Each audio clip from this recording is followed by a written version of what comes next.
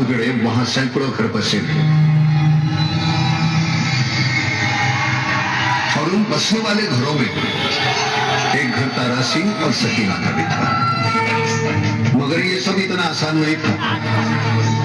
खुशियों के चंद साल बीते ही थे कि एक दिन अपनी पत्नी अपने बच्चे की मां को हजारों मुश्किलें झेलकर अपने ससुर अशरफ अली को इंसानियत का पाठ पढ़ाकर तारा सिंह सकीना को खुशी खुशी अपने घर हिंदुस्तान ले आया। इस बात से हिंदुस्तान में तो खुशियों के बाजे बज गए, मगर पाकिस्तान में मेजर हामिद इकबाल कैसे चुप रहे थे? उसकी बटालियन के तो 40 जवान मारे गए, वो भी एक हिंदू की वजह से, एक हिंदुस्तानी की वजह से। हिंदुस्तान जिनसे उसे सख्त नफरत थी। असल में हामिद इकबाल आजादी से पहले ब्रिटिश इंडियन आर्मी में कैप्टन था। उसके बावजूद बंटवारे की वहशी आग से वो अपने परिवार को हिंदुस्तानियों से बचा नहीं पाया। इसलिए अब उसकी रगों में सिर्फ नफरत उफान मारती थी, हिंदुओं के लिए, हिंदुस्तानियों के लिए। अब उसकी जिंदगी का सिर्फ एक ही मकसद था, गजवाए हिंद।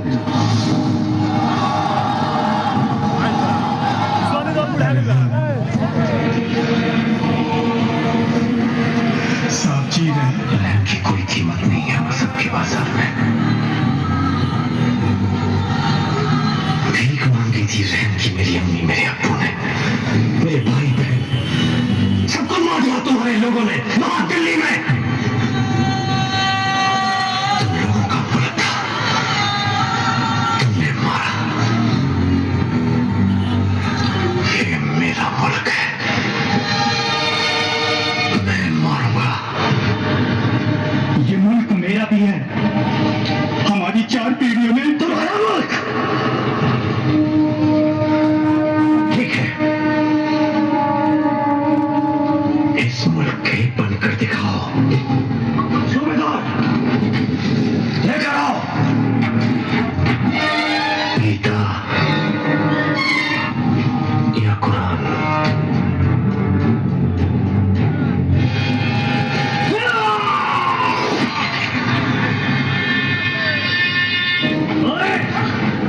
इसी का तेरी मदद की थी ना।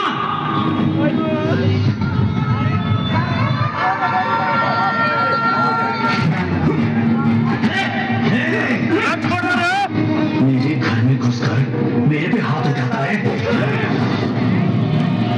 कैसे तड़पा होगा तेरा पाँव पे देने लिए। हम मरा नहीं है, वो जिंदा है तारा सिंह, तुझे बचाने जरूर आएगा।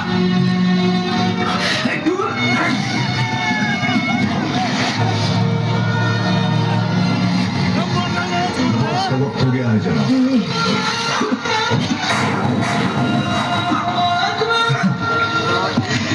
हामिद इकबाल, जिसका बाप जिंदा हो, उस बेटे को क्या फिक्र। नमाज पढ़ने जा रहे हैं ना आप, तो अल्लाह से अपने लिए दुआ मांग लेना, मेरा बाप यहाँ ना आए। क्योंकि अगर वो यहाँ आ गया ना, उसने मेरी ये हालत देखी तो तेरे इतने चीथड़े करेगा, इतने चीथड़े करेगा, इतने चीथड़े करेगा, तेरा पूरा पाकिस्तान नहीं गिन पाएगा।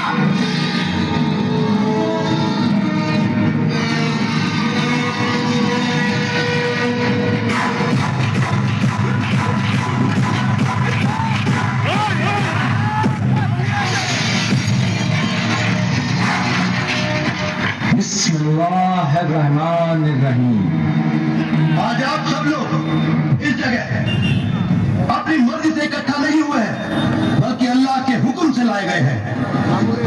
आज से कुछ वर्ष पहले एक हिंदुस्तानी गुनहगार ने जो आगाज किया था, आज अल्लाह उसे अंजाम तक पहुंचाना चाहते हैं। नारे तकबीर।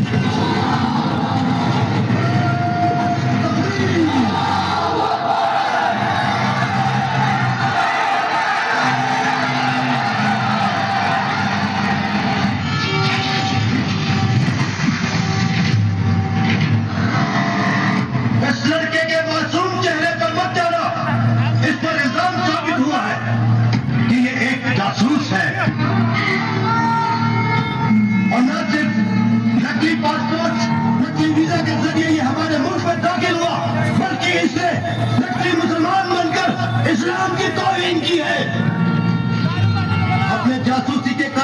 अंजाम देने के लिए इसने भी अपने बाप की तरह पाकिस्तान की एक मासूम बच्ची को बरगलाकर अपनी मोहब्बत के जाल में फंसाकर उसकी अस्मत के साथ खिलवाड़ किया है। बेटी मुस्कान, ये बयान तुम्हारा ही है ना? इसमें जो कुछ लिखा है वो सब कुछ सच है ना? इस हिंदुस्तानी काफिर लड़के ने तुम्हारी अस्मत लूटी है ना?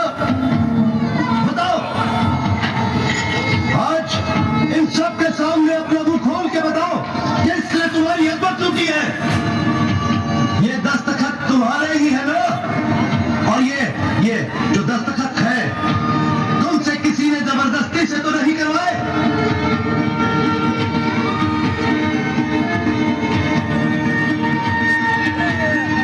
ये दस्तखत तुम्हारे ही है ना?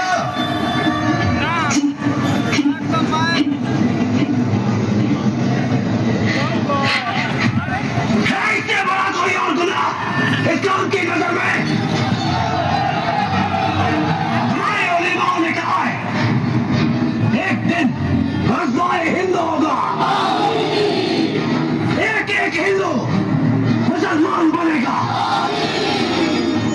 और ये हिंदू हमारी मासूम बेटियों को बरगलाएंगे, उनकी अस्मत लूटेंगे, उन्हें हिंदू बनाएंगे।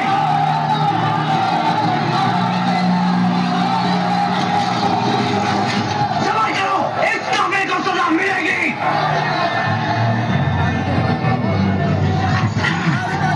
मार दो इसे तोप के मुंह में और देखने दो पूरी दुनिया को शरीयत का इंसाफ। क्या इंसाफ है तेरा?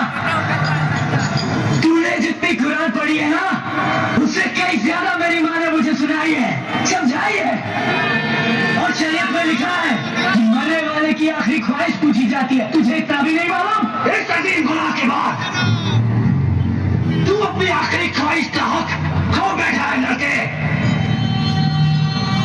पर रहम दिल है पाकिस्तान का कानून।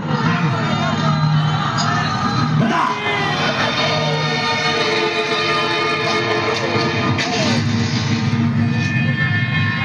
क्या है तेरी आखिरी ख्वाहिश? बेटा बाप से मिलना चाहेगा?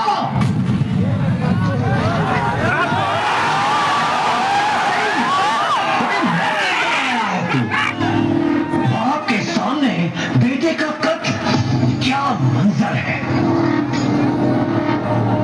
ये 40 जवानों को मार कर गया था ना तू, आज मिलेगी मेरे कलेजे को ठंडक। जनरल साहब, मेरे बेटे को छोड़ दीजिए, तू बेकसूर है। तुम्हारी लड़ाई मुझसे है, मैं तुम्हारे सामने खड़ा हूँ। मेरी लड़ाई हर हिंदुस्तानी से है। बहुत सुनकर लिए तुम लोगों ने हिंदुस्तान में मुसलमान भाइयों पर। अब हम उन्हें आजादी दिलाएंगे। कैसे आजादी दिलाओगे तुम?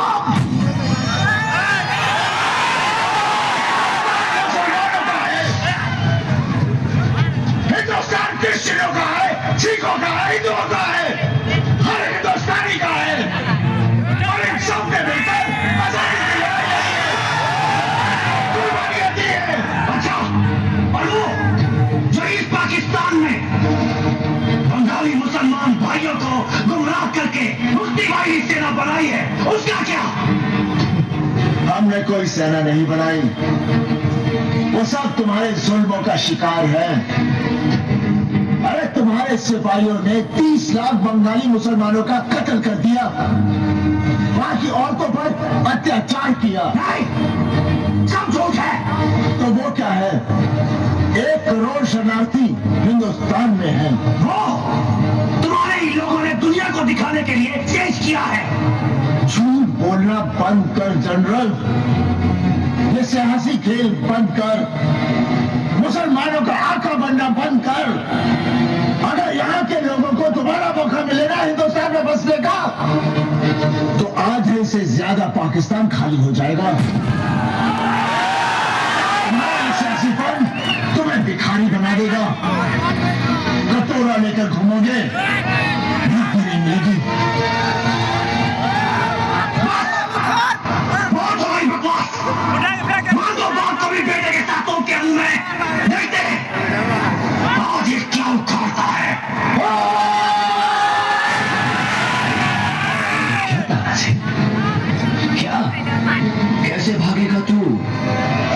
बेटा भी नहीं है गर्दन मरोड़ने के लिए। हम मेरे जवानों को कैसे मार कर जाएगा?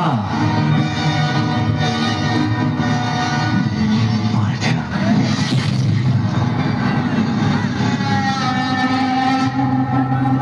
और तू बेटे के सर पर बाप का साया थूका था ना मेरे मुंह पर। अब थूकना तेरा बाप भी यहाँ है।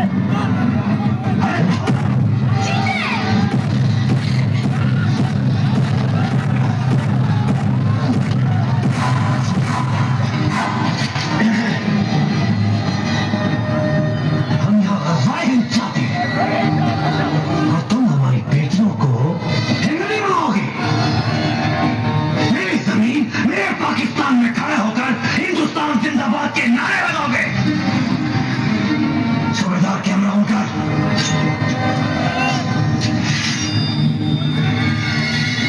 अब तो चिल्लाएगा हिंदुस्तान मुर्दाबाद। बोलता सिंह हिंदुस्तान मुर्दाबाद। बोल बोल हिंदुस्तान जिंदाबाद था।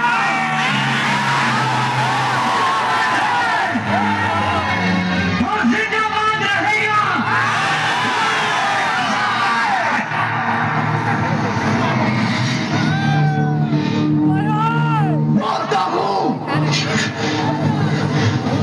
बोलता हूं पर मेरे बोलने से क्या होगा? अगर मैंने मुर्दाबाद का नारा भी लगा दिया ना तो मेरे मुल्क की शान कम नहीं होगी। हमारा तिरंगा आसमान में लहरा रहा है, वो लहराता ही रहेगा। अगर हर पाकिस्तानी ने हिंदुस्तान मुर्दाबाद का नारा भी लगाया ना तो उनकी आवाज हमारे बॉर्डर तक भी नहीं पहुंचेगी। और अगर हर हिंदुस्तानी ने जिंदाबाद का नारा लगाया तो उसकी आवाज की गूंज तुम सबको फाड़ देगी।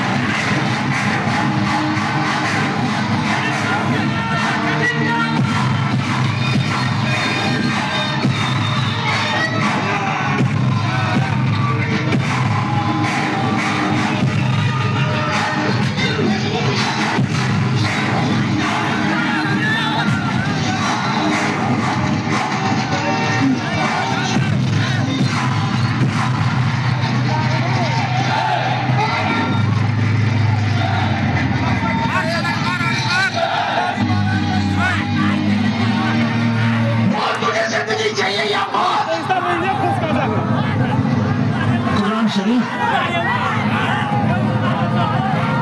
या भगवत गीता।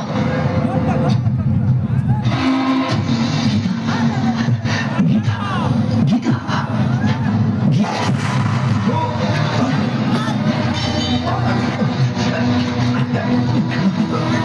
दोनों बच्चों को गले नहीं लगा सकता था। कैसे इंसान हो तुम? अगर अपने रसूल के रास्ते पर चलता ना तो गज़वाए हिंद नहीं जज़्बाए हिंद की बात करता और दुनिया एक जन्नत होती है।